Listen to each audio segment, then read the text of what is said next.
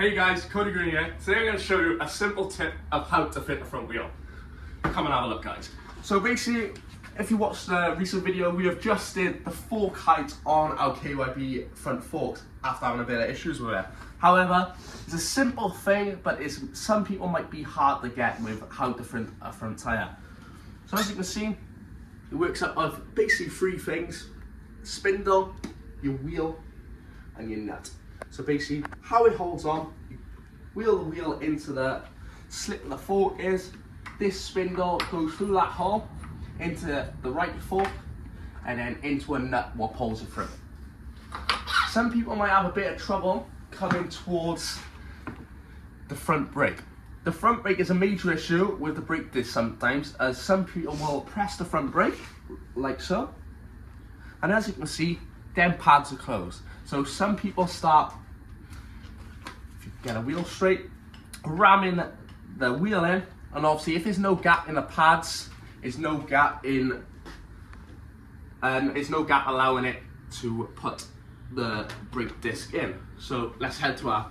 So my key tip is, I want to grab a trusty flat-edge screwdriver, and basically you find a part where you can get your flat end. If you come and have a look here, guys, and then basically it's a twisting action like this, and basically you are pushing your pistons back in like so. So there's two pistons in a front brake, one at the top here, one at the bottom. So as you can see, that's all lined up lovely now. So we're getting a bit to the prep work. Some people might not think this is prep work and slam a spindle in. However, if you have a look at that spindle, it's very dirty, it's very like gritty. See the grit on it, it's actually shameful. So, a key thing I do, grab a bit of blue paper and just basically twist it around, pull it down. As you can see, that shiny aluminium is starting to get in place. If this gets corroded, like you've seen by here, you can get a little bit of Henry cloth and grab a bit of WD-40, only for a quick douse like so, which you come with a Henry cloth, and basically get all them grit parts off. And after you do that, just give it a nice clean wipe with a blue rag.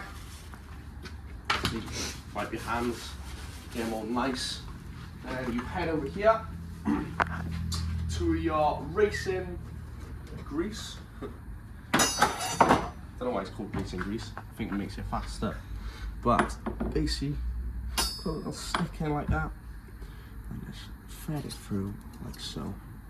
You can normally do it with your hands then to get you nice and covered throughout all there.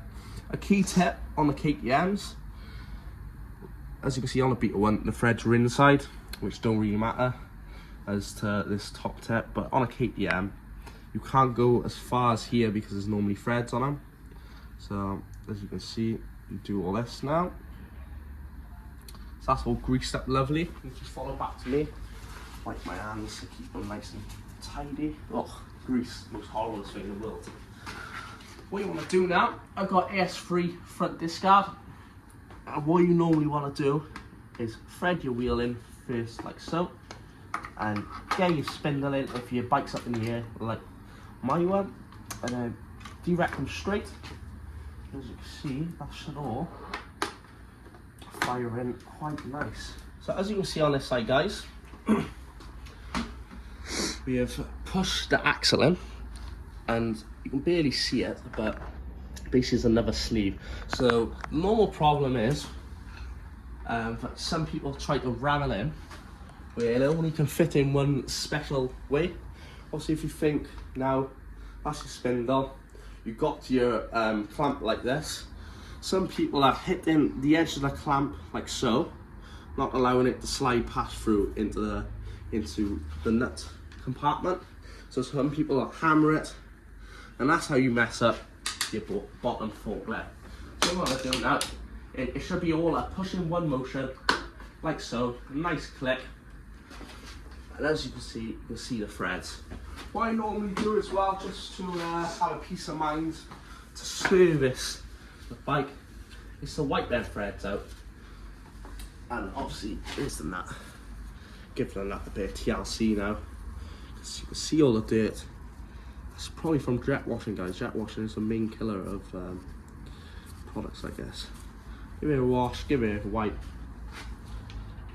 I'm going for it. So that screws on like so, if I can get it. Here she is. She's on now. Oh, we get a nut. So that makes it easier. Here we are. So that screws on like so. So what you need to do now, the way I've always been taught the correct way, is that you tighten up the main spindle before the fork legs. So as you can see, it flip. It's on right and tight, left and loosey. So that's tight now, but however we want to torque it to 50 Newton meters. So if I head over to here, get my bigger Wera torque wrench, set to 50. Sometimes it don't clamp very well at 50. It causes the other side to move. That's when you might have to tighten up the fork lug nuts. So as you can see, guys, we get to 60 right here. Oh, yeah, 60. Obviously that's 55, and that's 50. Straight out, locker in place. Come to here now. Like I said, guys, on a previous video, one smooth motion. Don't jerk it because you don't really want to be doing that. I slipped off there. And then, if I can do it now. As you can see, I torqued lovely at 50 Newton meters. However, you want to go towards now your 10mm fork lug nuts. So what I normally do, I get a 1/4 inch drive ratchet to speed up the process a bit, because you don't really want to be faffing around with a torque wrench that much. So what I do, I just tighten both sides up like so until I'm not nick, guys, just basically allow me to stop. This is a big turn area, so you'll be smacking your hand on spokes, wheel rims, etc. Your fork guards, whereas a 1/4 inch ratchet, what a tool. So what you do now, chuck your 1/4 inch ratchet on the floor, come with this and set it to 10 Newton meters. That's always been the key one. As you can see, we're coming to 10 now. That's 10. Vice versa, if you watch the other